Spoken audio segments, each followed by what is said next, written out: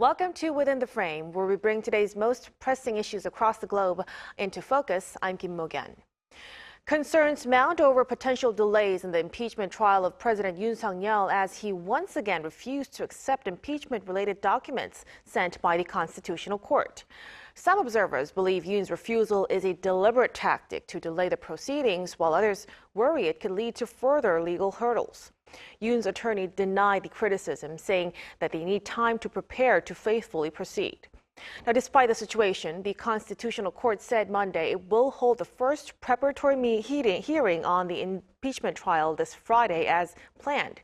Now, Yoon will be considered to have been served the necessary documents related to his trial, regardless of whether he received them, as they were delivered by the Postal Service last Friday. For a deeper discussion on this, we invite Jung Hwang, Chief Executive Officer at LawQuant LLC. Welcome. Thank you for having me. And also joining us is Lee Hee-eun, Dean and Professor of Law at Handong International Law School. Great to have you. It's great to be here. So let's start with Professor Lee. So since December 16th, President Yoon Suk Yeol's side has been refusing to receive impeachment-related documents. In response, the Constitutional Court has decided to use the deemed service method. Could you explain for us what exactly is deemed service and what is its legal effect? Well, first of all, let's talk about service generally. The idea of service is the point of the court, whenever it sends documentation to any of the parties involved in the litigation or some adjudication, the court needs to send those documents officially to make sure that the parties receive them. So this is where the term service comes from, that you're served with papers from the court. And in this case, when it comes to service, there are three basic ways you can receive service if you're a party to an adjudication. One is by postal mail, another is by hand delivery, and lastly, maybe the more controversial one is electronic delivery, let's say by email. But in this case, as you noted here, there were two efforts made to give service to the president, and this was first by hand delivery, and another was by postal delivery. Now, as we've all seen in the last couple of days, the Presidential Security Services did not receive the mail or the hand delivery because they didn't want to be in between the court and the president.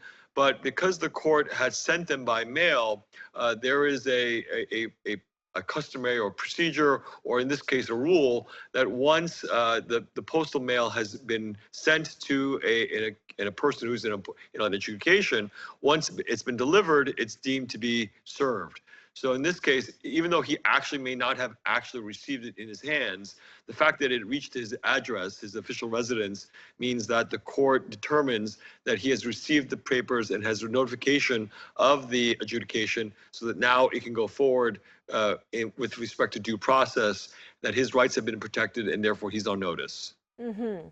Now, then, the Joint Investigation Headquarters has notified President Yoon to appear on the 25th, now this time regarding the insurrection allegations, but this is reported that Yoon has refused to accept the second summons notice as well. Can this be interpreted as a refusal to comply with the second summons? And there's also criticism that this is a blatant strategy to delay the proceedings. What's your perspective on this, Mr. Hwang? Well, I mean, we can go into all the legal technicalities and bore our viewers to death, I fear. But in the end, I think what is happening is that for whatever reason, President Yoon and his lawyers are willing to engage in these really technical legal battles, which to me doesn't seem all that beneficial to their case. I mean, there are basically two ways to deal with the impeachment trial is sort of like a criminal proceeding in the sense that it's punitive in nature, which is why they're actually using criminal procedure, not civil procedure in the impeachment proceedings. And one way is you fight tooth and nail, and in the end, you actually risk kind of angering the court and receiving the maximum sentence, in this case, impeachment and removal, or you can really admit that you're wrong and really throw yourself at the court's mercy. Obviously, President Yoon and his lawyers have decided to take a very confrontational approach, and I'm kind of sort of wondering why they're doing it. I'm wondering if there's sort of a state of denial. So if President Yoon continues to refuse to appear again, the Corruption Investigation Office say they might seek an arrest warrant, but Yoon's lawyer says no investigative bodies can oblige the president to appear before them. Professor Lee, what is the likelihood of an arrest warrant being executed against a sitting president, and what are the conditions for executing an arrest warrant? Well, this is very all unprecedented. So we're wading into territory that has really never been gone through before. And so this is all speculation because there's going to be a huge fight if an arrest warrant is actually issued by a court. And this will cause, in some sense, a potential constitutional crisis. Insofar as you have the executive branch and then potentially the judiciary facing off against each other with respect to whether the judiciary can force a sitting president, although, of course, he's been impeached, to still appear before prosecutors, in this case, the CIO, the Corruption Investigation Office, to be subject to questioning. So I think the answer lies in this process by which one can get an arrest warrant, right? So first, there are two ways you can do this. One is you can certainly go to the court and a judge will issue a warrant for an arrest. So that essentially means that the president must be and would forcibly be forced to come before the prosecutors to hear questioning.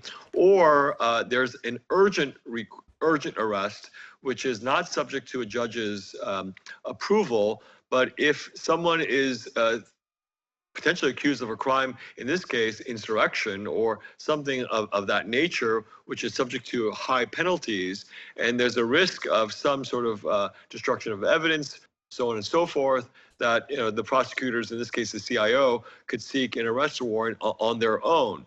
But because this is not something which has ever been done before, I think both sides are treading very carefully on as to, in this case, the prosecutors, whether or not they'll pursue an arrest warrant. And if they do get one from a judge, the question then becomes, will they be able to force their way into the presidential, office, or in this case, his residence, the official residence. So some deal would have to be worked out with the security services to allow for the president to then be removed from his residence. So this is going to require, even if an arrest warrant is issued by a court, this is going to require a lot of negotiation between the presidential office and the prosecutors in order to make this questioning happen. Another possibility is that the questioning happens at his residence, which is not common, which would be common for this type thing to happen. So I think a lot of questions need to be answered, of course, as this goes through. But will an arrest warrant be issued? It may be likely if he continues to pursue this kind of obfuscation of respect to these questions. Right, so indeed it's a very unprecedented situation right now. Just earlier today, Yoon's lawyer stressed that President Yoon Suk Yeol prioritizes his impeachment trial over the ongoing investigations into the brief martial law imposition. Mr. Hwang, why are they putting priority on impeachment over treason charges? Apparently, at least if you take presidential's legal advisor, because the lawyer has not been chosen as actual lawyer to represent President Yoon, but is sort of providing advice on the side.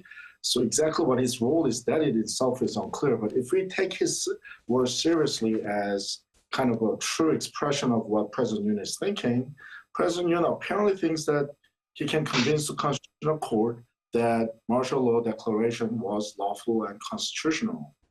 Now, that goes counter to, I would say, supermajority of lawyers and legal scholars who are looking at this issue, but apparently that's the legal strategy that President Yoon feels strongly about, and I guess that's what his lawyers feel. And if indeed the Constitutional Court reinstates President Yoon, I suppose the prosecutors will also drop their cases. Right, so he's planning to convince them, and that comes first. Yes. Mm-hmm. All right. Now, meanwhile, despite backlash from the opposition party, acting President Han Duck-soo has been delaying the enforcement of special prosecutor bill for Yoon's insurrection case. What kind of impact might this have on the schedule for forced investigations against President Yoon, Mr. Hwang? Well, in order to form, even if the bill passes, assuming the Prime Minister Han doesn't veto the bill, it actually takes at least a month to form a proper special prosecutor team. And I think by then we'll have the Constitutional Court case well on its way. Well, the practical effect of having a special prosecutor is that right now we have three bodies all sort of vying and competing with each other and sort of looking at over each other's shoulders about who's going to do what. Special prosecutor is just going to say, we're going to do it. All of you are just going to stand down. Order can be achieved, but at the same time, which means that until the special prosecutors are, up and running, things will be delayed. So I think naturally, I think we'll have the constitutional proceeding first, and then special prosecutors doing their investigation going forward, which is basically what happened with President Park Geun-hye's impeachment and subsequent prosecution as well. Mm-hmm. Then starting today, the confirmation hearings for 3 Constitutional Court justice nominees are taking place beginning today. Now, this is a crucial stage for Yoon's impeachment case.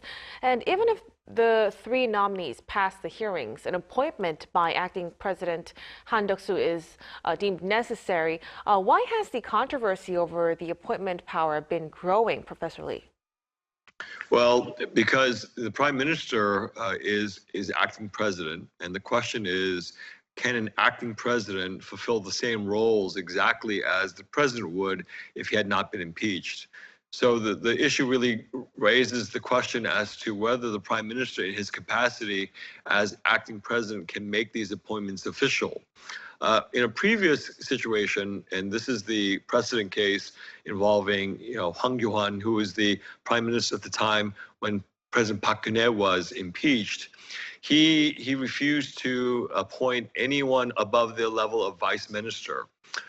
So in any ministerial level position, or in this case, with respect to the courts, there was a hesitancy in terms of his part to make these appointments. However, eventually appointments were made by Prime Minister Han in that case.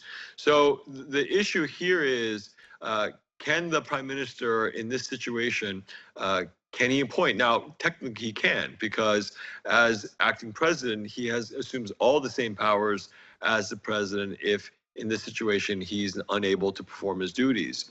So I think the PPP here, the ruling party, I think trying to delay, as far as procedure is concerned, to call into question the Prime Minister's authority to make such an appointment. Now, the Prime Minister in this case, as acting president, could necessarily refuse to appoint these Constitutional Court justices. That would be his right under the Constitution because he's acting president. But if that's the case, then we've heard calls from the National Assembly. This is the majority party, the Democratic Party, will call for his impeachment if he refuses to do so.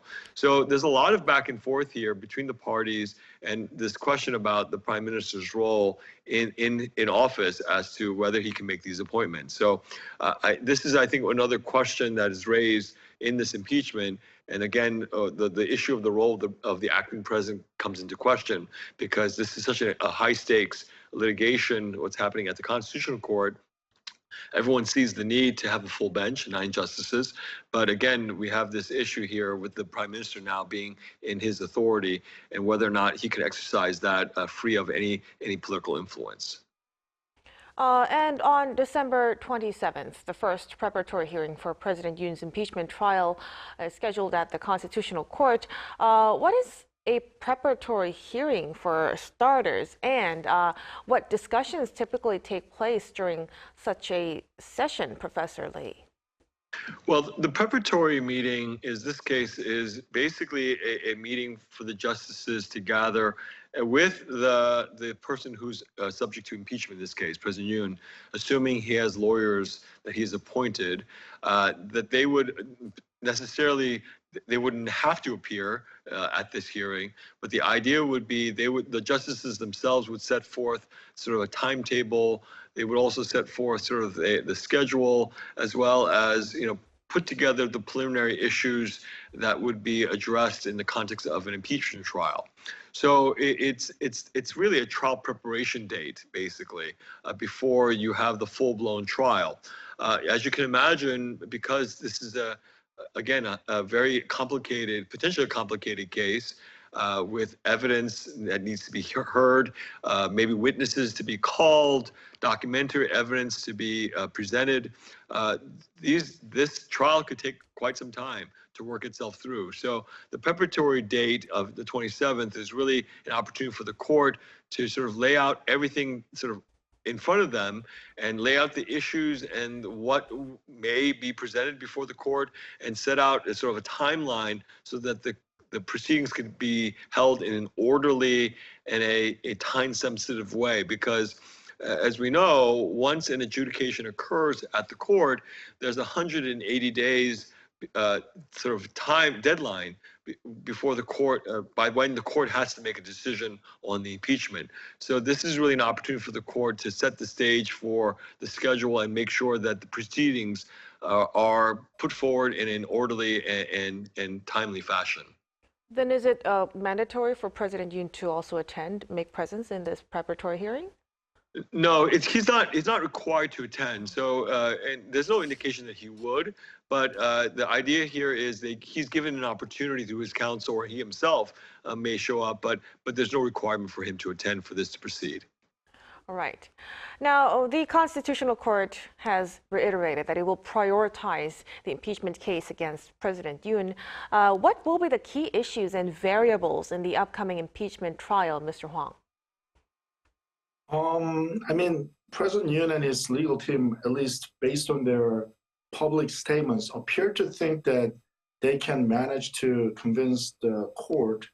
Whether they're actually convinced that they can do this is a little unclear to me, but at least if I take their words on the face value, they seem to think that what President Yoon has done on December 3rd was perfectly within the powers that Korean president has. I think, I'll just like to sort of think about the common sense of Korean general population as well as the supermajority of the Korean legal community. And I think most of us will actually find it very hard to believe. Part of, you don't actually have to find President Yoon has committed insurrection right now. That's something that the prosecutors have to do. All that the Constitutional Court has to do is, was there a serious violation of either the Constitution or some Korean law? And I think we just have, kind of sufficient video evidence of what happened December 3rd. And after all, the martial law declaration caught, I would say, absolute majority of Korean people by surprise. And to actually argue that that is just business as usual, that a Korean president can do, I think President Yoon and his legal team has a very difficult, if not impossible task. I have a feeling that if the Constitutional Court is willing, they can decide this case very quickly. So it will be a very tough case for President Yoon's legal team side. Now, meanwhile, the ruling and opposition parties have agreed to launch a government rival party consultative group to discuss national governance issues, of course, with the vacancy. There are concerns that many challenges lie ahead in the process of forming and operating that body. What will be the key issues in this establishment and operation, Professor Lee? Well, the business of governing has to continue despite the impeachment, and so it's a good effort by, I think, both sides to try to come to the table, along with in concert with the Prime Minister, to do the business of the legal system as well as the government offices that they're pledged to perform. And so there are a number of bills that need to be passed. There's legislation that needs to serve the Korean public that needs to be addressed. A number of things that have been stalled because of the whole impeachment process itself. So the idea that both parties would come together and along with the Prime Minister to sort of make the functions of government smooth despite this very chaotic event of the impeachment and what happened is commendable. But I think, because we're talking about politics here, naturally each side is going to try to carve out its own interest and to make sure that their interests are protected, but also the projection to the public is that they're taking the best interest of the public in mind. Now, naturally, any politician needs to be concerned about elections. And both parties here certainly are concerned with the public image that they're presenting when it comes to what is being dealt with. So what you're seeing here in the formation of this body is each side is trying to one-up each other with respect to taking the initiative to show the public that they are doing the business of government, but also taking the public's concerns in mind. So, I mean, there are a number of kinds of issues here. Not to mention not only the laws themselves that are being sort of thought through, things that relate to agriculture, related to radioactive waste management. I mean, a lot of sensitive issues that are going to affect the Korean public, but also the appointment of ministers, because with respect to ministerial positions that are now vacant, you have to have a minister in charge to make sure that the ministry can move forward with the work that needs to be done. Without the minister in charge signing off on big projects or big initiatives, things are going to get stalled within the bureaucratic framework. And so here, with respect to this consultative body, the idea is that they could potentially work together, but because of the whole impeachment process itself, it doesn't seem like there's going to be much agreement here. And I fear that there's going to be a lot of just not concern for the public at large, but basically each side wanting to sort of portray to the public that they are the best party to rule the country in the event of a new election. And so I think that's what's happening here is positioning and posturing, but unfortunately, hopefully, we can see maybe something good comes out of this with respect to actually laws being passed and the government functioning sort of close to normal as you can, despite these very difficult circumstances. Right. So let's hope for the committee to help run the country better in this political turmoil with less political wrangling, of course. I'm afraid we'll have to leave our discussion right here. Many thanks to Professor Lee and Mr. Hwang for your insights tonight. We appreciate it. It was my pleasure. Now, that'll be all from us on Within the Frame. Be sure to tune in next time as we continue to explore the stories that matter. Until then, stay informed and engaged.